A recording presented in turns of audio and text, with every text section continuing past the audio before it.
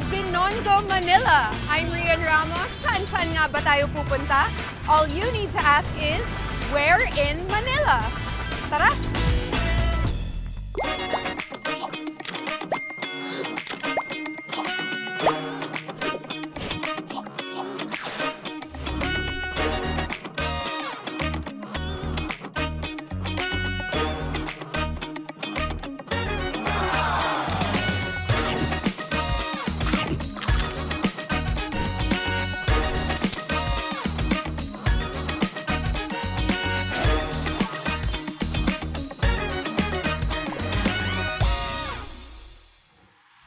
We are here right now in Binondo, mas kilala bilang Chinatown. At ang makakasama ko today, ang aking magiging kadate, ang tunay na anak ng Maynila. Para naman may kasama ako mag-explore dito. Hi! Kamusta po? Magandang araw sa lahat.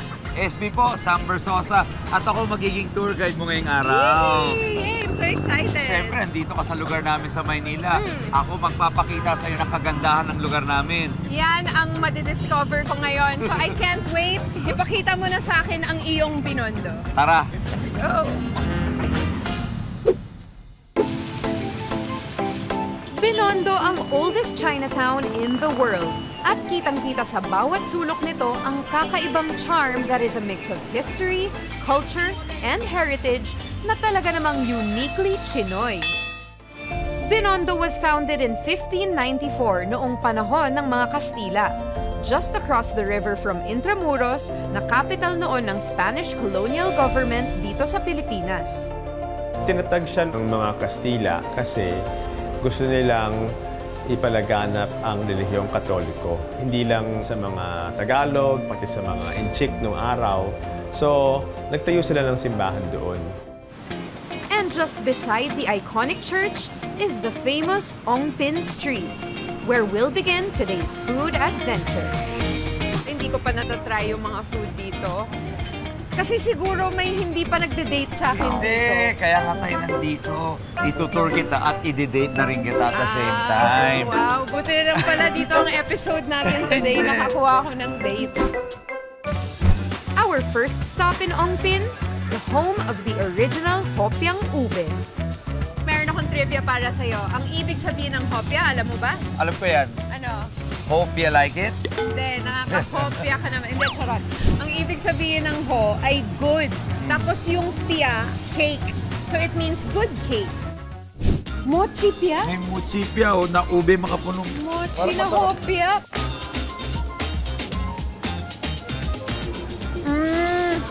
Iba nga yung texture nito. Parang mas may feeling. Unang kagat, laman na lahat. Marirecommend ko tong mochi hopya na to. Mochi pia. Winter melon cake. Iba na naman yung itsura niya. Meron siyang mga sesame seeds. Iba rin, ha?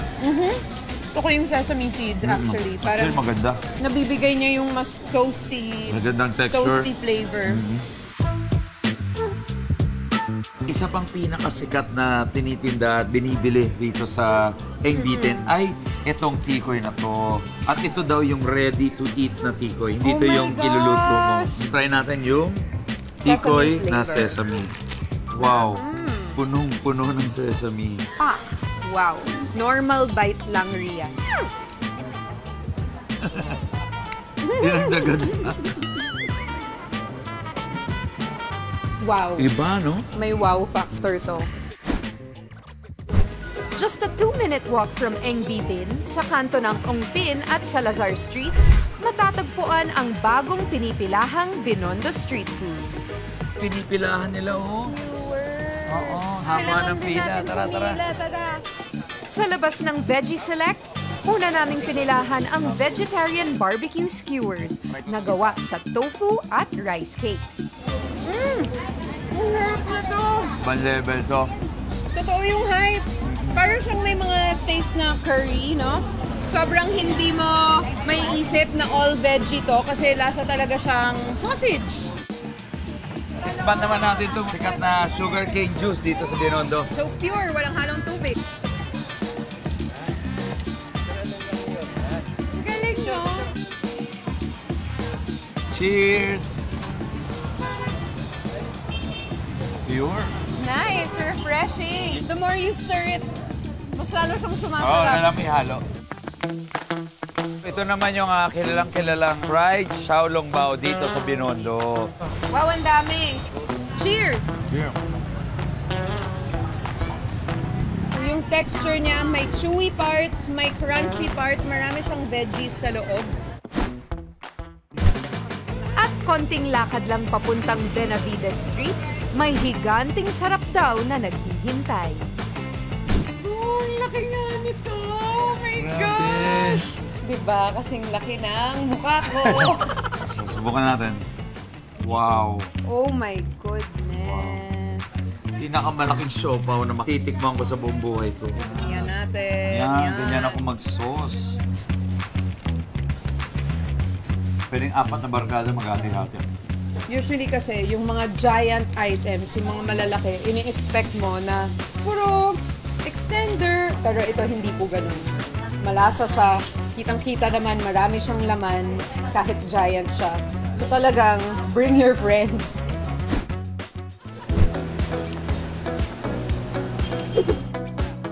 I'm so excited because I have a confession to make. Ito pong Shanghai fried siopaw. Hindi ko first time dito, pero binabalik-balikan ko to kasi masarap po talaga. So natikman mo na to? Natikman ko na to.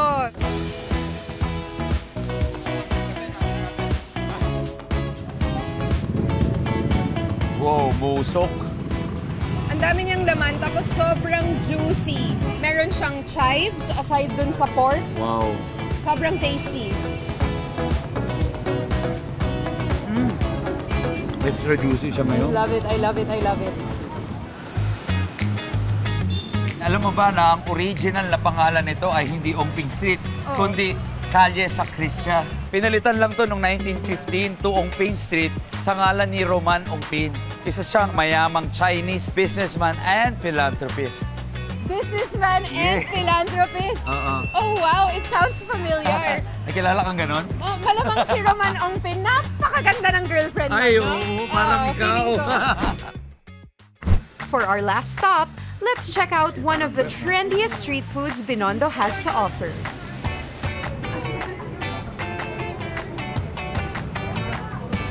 This makes a really good snack kasi sobrang kompleto siya. Meron siyang konting carbs, may chewy, may crunchy, may salty. What else do you need in life? Wow, sige nga, try natin. May veggies pa. Yun! Perfect na kasi bago siya sa panlasa ko eh. Hindi siya yung araw-araw na matitikman mo. Now I know kung bakit hindi kumukupas ang appeal ng Binondo for foodies. It continues to grow and innovate. Pero hindi nila iniiwan ang mga pamana ng kasaysayan that makes it unique in Manila. Marami pa tayong pwedeng puntahan dito sa Ongpin at sa buong Binondo. Kaya tara, puntahan na natin. Okay, kaya abangan nyo yan sa pagbabalik ng Where in Manila.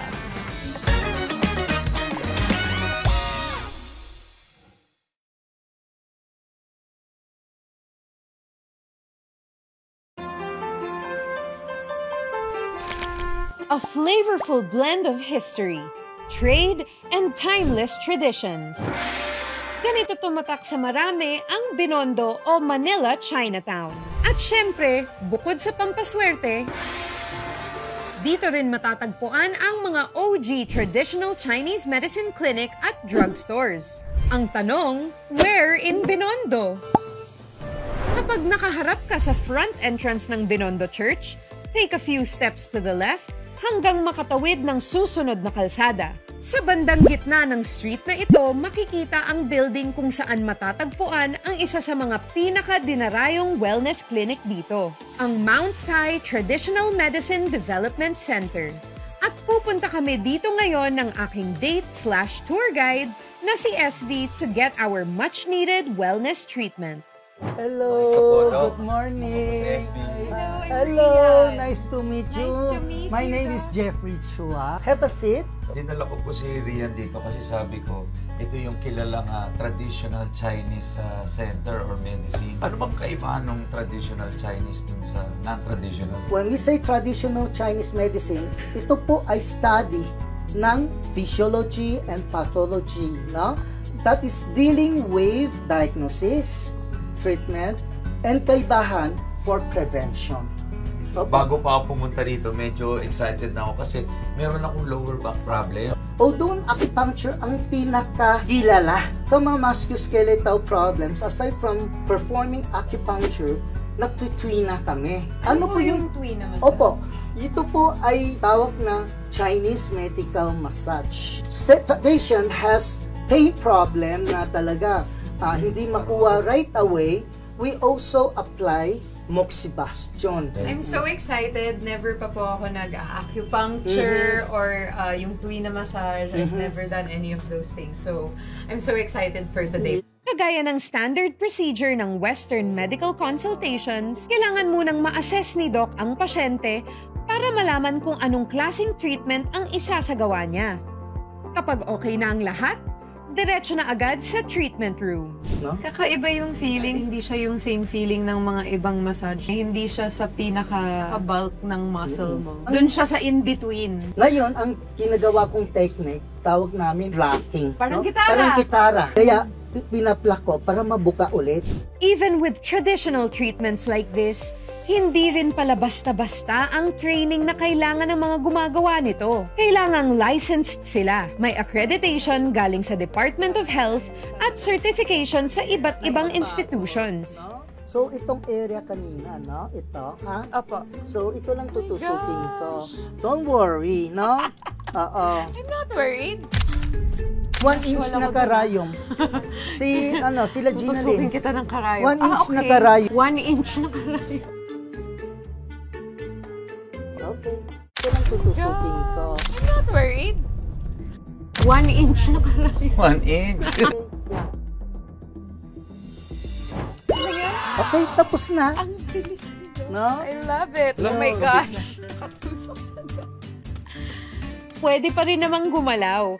Basta, wag lang masyadong malikot for about 10 minutes para hindi malaglag yung karayom. Actually, believe it or not, hindi talaga masakit nung nilagay, nung tinanggal. Wala talaga ako masyadong naramdaman. Psychologically lang dahil nakikita kong may karayom na nakatusok. Pati si SV, sumalang na rin para sa inirereklamo niyang lumbar discomfort o pananakit ng likod. Ready na po para matusok ngayong araw dito po sa Where in Manila. Itong traditional Chinese medicine has already a history of more than not just only 2,000 but 5,000 years of history. Ito po ay considered as the cultural heritage of the Chinese people. Usually those people who have lumbar problem, ito usually nakaangat. Ito. Both sides? Depends on the problem, no? Kasi yung iba one-sided, yung iba both sides. Kaya siguro yung sa legs ko kanina, isang side lang kasi tabingi yung likod ko eh. Madaya ka po. Ikaw, wala kang tinanggal. Ako tinanggal ko halos lahat. Guess what? You're on my show now. Oo, nakadalawang taon ako sa Dear SB. Hindi naman ako nagbubad ng ganito. Dito, first episode ng Where in Manila. Ito kagad ang pinagawa nila sa akin. Ito agad yung concept. Pasensya ka na ha.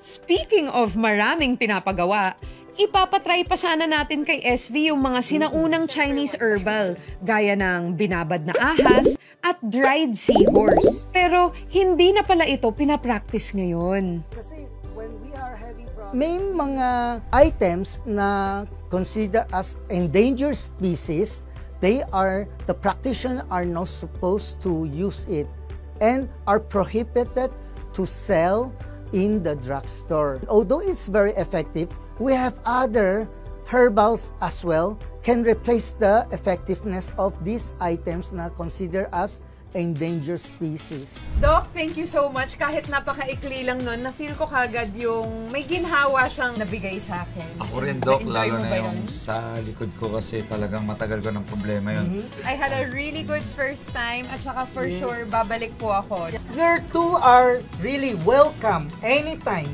Thank you. Sige, Thank you so thank much. you so much. Thank you so Thank much, you. Doc. Thank you so much. And just when I thought na si SV ang mapapaatras sa pag-try ng mga sinaunang Chinese herbal medicine, Ay, masarap naman talaga siya eh. where in Manila? Stay tuned!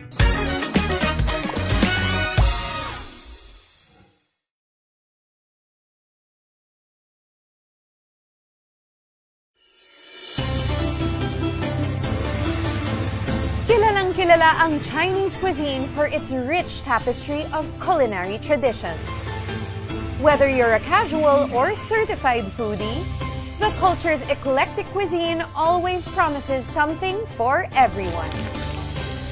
And if you're a brave gastronome looking for an exotic food adventure far from the usual food crawl, pwedeng-pwede nyo rin magawa yan dito sa Binondo. Hi. So, dito na tayo. Ito na yung next stop natin. Pero sabihin ko sa Iri, wala akong idea kung ano itong pupuntahan natin, kung anong kakainin natin. Oh no, may nararamdaman na talaga ako about this place kanina pa. Feeling ko, minimislead tayo ng production. Kasi ayaw nila sabihin, kanina pa kami nagtatanong, Kanina pa. ayaw niya talaga sabihin. Kaya sabi ko, Kahit ikaw pala hindi mo alam. hindi ko talaga alam. First time ko rin dito, kaya... Susubukan nito ang relationship natin. I have a feeling. O tara, subukan na natin. Ano ba to? Hello, Sir FV and Miss Rian. Welcome to Four Seasons po. This is home food, Chinese cuisine. Chinese style na turo-turo po siya. Huwag kayong mag-alala. May hinanda kaming masasarap na pagkain para Yes, sa inyo. masasarap. Surprise, pero sigurado masarap. Ito rin surprise. Let's go. Just a few steps away from Binondo Church, you'll find this quaint Chinese resto na Pinoy ang vibe, ang Four Seasons Noodle House. Pagpasok nyo pa lang, talaga namang mafe-feel at home na kayo agad. Lalo't turo-turo style ang presentation ng kanilang mga putahe. But be warned, because looks can be deceiving. Ang ilan kasi sa kanilang food offerings ng resto may not be for the faint of heart. Tulad na lang namin ni SV. Ano ba kasi tong paandar ng Where in Manila team?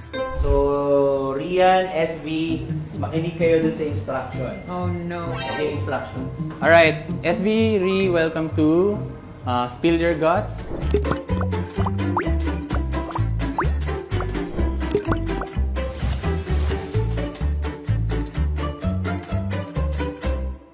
Dahil show to ni Rian, so si Rian muna.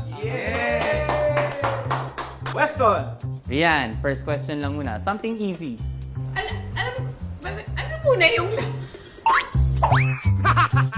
Who is your most hated co-celebrity? Pwede, syempre, kakain ako because I love them all. Choose! Two. Number 2. SB, please. Number 2. Is it moving?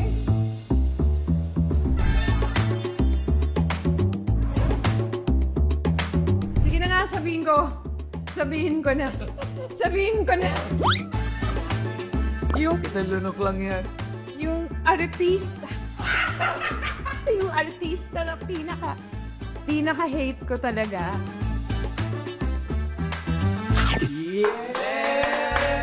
Galing! Actually, masarap naman talaga siya. Akala mo safe ka, SV? Ha, you're next. Yours is a hamster. First question, SB. Sinong pipiliin mo? Your boo, Rian, or public service?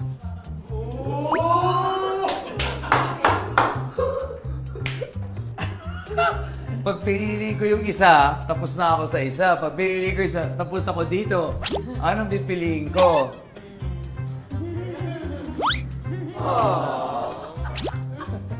Anong pipiliin ko? Ano bang mas importante? Alam mo ano mas importante? Ano mas importante? Yung mahalaga, kaya kakain na lang ako. Okay, sige, game. 1, 2...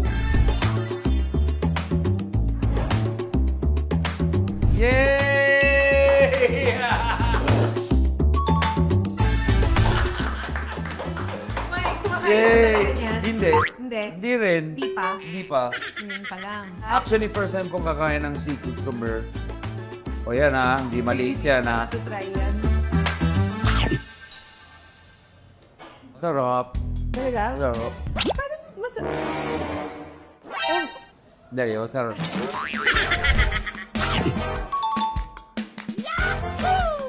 Rian, question. What is your biggest regret when it comes to love? Overstay. Yun yung biggest regret ko. Kasi pag, di ba, pag alam mo nang tapos na, dapat wala nang sayang ng oras. So, overstaying. Same na to. Grabe.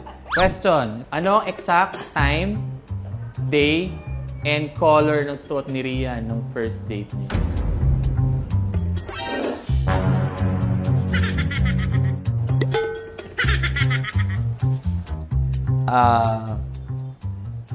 July. Kakainin ba nung? Yeah. Actually, hindi yun naman din maalala yung suot. Yun lang pareho? Pero malamang may SB yung suot. Galing! Siyempre, may sarili kong clothing brand. SB shirt. Sarili tayong clothing brand. O sige, kakain na lang ako. Sama!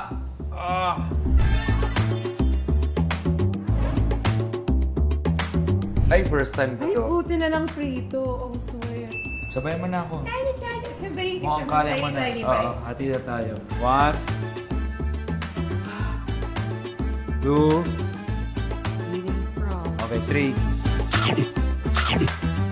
Yeah! How was it? Tastes like chicken. Doon naman. Chicken lang.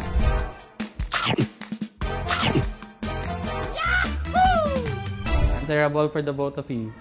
Anong ugali nyo ang ayaw nyo sa isa't isa? Ang dali naman nun, sarap.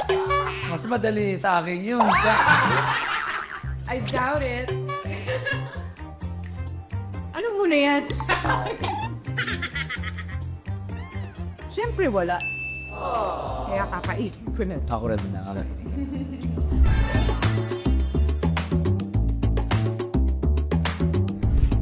Oh boy! Soup number 5 is balls. Yan.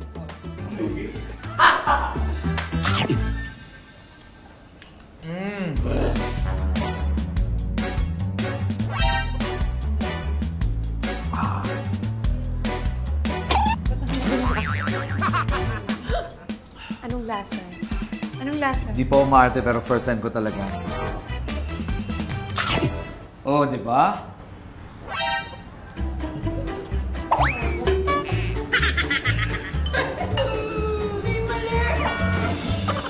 One final question na lang. For the both of you na. The question is, Sino ang pinaka-ayaw niyang politician? Ask him! ito, totoong question na. Forever na ba?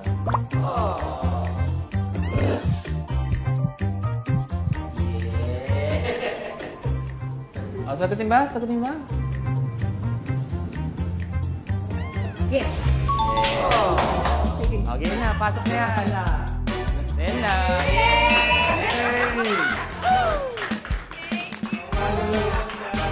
Survive natin to. That's it for episode 1, Binondo. Thank you so much, SB, sa pagsama sa akin at sa pag-tour sa akin dito sa Binondo. I had so much fun. It's a pleasure for me. Siyempre, andito ka sa minamahal kong Maynila. Sino pa ba magtutur sa'yo? So, sa pinakamamahal ko, kundi ako. Thank you so much. And I'm so excited to learn more and more about this beautiful city. At syempre, kasama kayo dyan. Ako po si Rian Ramos. Saan-saan pa ba tayo pupunta? All you need to ask is... Where in Manila? Nandito tayo sa Sampaloc, Manila.